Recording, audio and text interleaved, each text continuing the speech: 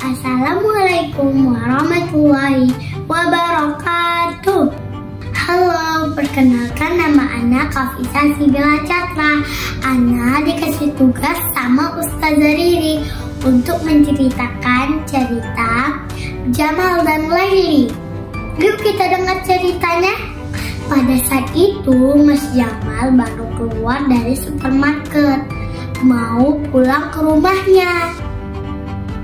Sesampai di rumah, Mas Jamal kebelet pipis. Jadi Mas Jamal bilang sama adiknya Laili, "Laili, tolong jaga sepeda Mas Jamal ya. Mas Jamal kebelet pipis nih, soalnya di dalam kantong Mas Jamal ada coklat. Nanti dikira kucing itu ikan lagi," kata si Mas Jamal. Kata si Laili, "Baik Mas Jamal." Mas Jamal pun keburu-buru ke toilet. Kata si Laili, "Wah, Mas Jamal ada coklat nih, minta dikit gak apa-apa kali ya." Lalu Laili pun menaruh tempat penyiram air. Abis itu Laili pun menyusul sepeda Mas Jamal. Datanglah satu kucing yang mencakar plastik Mas Jamal.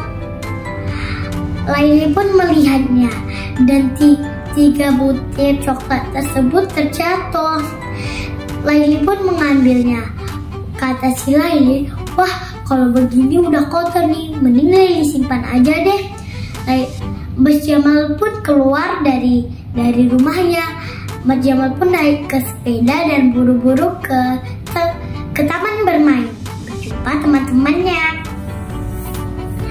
Pulang-pulang Mas Jamal marah. Pada saat jalan, hati Mas Jamal bilang gini, "Wah, kok coklatnya tadi gak ada ya 3 butir. Padahal tadi Mas Jamalnya udah beli 3 butir. Kasian kan si Saidnya gak dapet." Mas Jamal pun baru sampai ke rumah. Masuk dalam rumah, Mas Jamal gak ucap salam. Kata si Umi, "Kok masuk rumah gak ucap salam, Mas?" Mas Jamal pun bilang, Langsung Mas Jamal masuk ke dalam kamar. Umi pun menanya kepada Laili, "Laili, Masmu kenapa ya, Dok?" Kata si Laili, "Gak tahu Umi, kayaknya lapar." Dan Umi pun menyuruh Laili menanyakan kepada Mas Jamal. Laili pun menyusuli kamar Mas Jamal. Laili bertanya, "Mas Jamal, udah makan atau belum?" Ditanyain Umi nih. Mas Jamal tidak menjawab apa-apa. Laili pun menyusulin Umi. Kata si Umi, Kayak mana Dok? Mas, kamu udah makan belum?" Mas gak ada jawab, Umi. Kayaknya dia ketiduran. "Kalau begitu kamu jaga adik dulu ya. Umi mau ke kamar Mas Jamal." "Baik Umi," kata si Laili. Umi pun menyusuli kamar Mas Jamal. Umi pun memanggil Mas Jamal.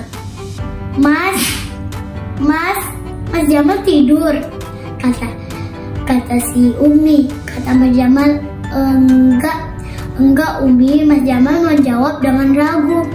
Kata si Umi, "Tolong bukain pintunya dong Mas." Abis itu Mas Jamal pun membukain pintunya. "Umi boleh ngomong gak?" kata si Umi. Kata Mas Jamal, "Boleh Umi." "Kamu kenapa tadi pas masuk ke rumah kau ucap salam?" kata si Umi. Kata si Jamal, Tadi kan Jamal kan ada bawa coklat berlebih. Terus pas Jamal kasih ke teman-teman 1 orang 3-nya lagi gak ada Umi. Jadi si Saidnya gak kebagi deh Umi." "Emang siapa yang ngambil?"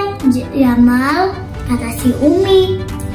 Kata si Jamal, "Kayaknya Laili Umi, soalnya tadi Jamal titipin coklatnya ke Laili." emang kamu udah nanya ke Laili? Belum sih Umi, kamu tidak boleh fitnah kayak gitu. Yuk kita tanya ke Laili sama-sama. Dan Umi dan Mas Jamal pun menghampiri Laili. Abis itu Umi menanya ke Laili, Laili, apa benar kamu ada mengambil coklat Mas Jamal? Kata si Umi, kata si Laili, ada Umi. Kata si Mas Jamal, tuh kan udah Mas juga, pasti Laili yang ngambil. Kamu jangan nuduh dulu yuk Jamal, kata si Umi. Abis itu kata si Laili, tapi coklatnya masih ada kok, 3 butir itu Laili taruh di kulkas. Tunggu ya, Laili ambil dulu. Dan Laili pun mengambil dari kulkas dan balik ke tempat mereka ketemu tadi.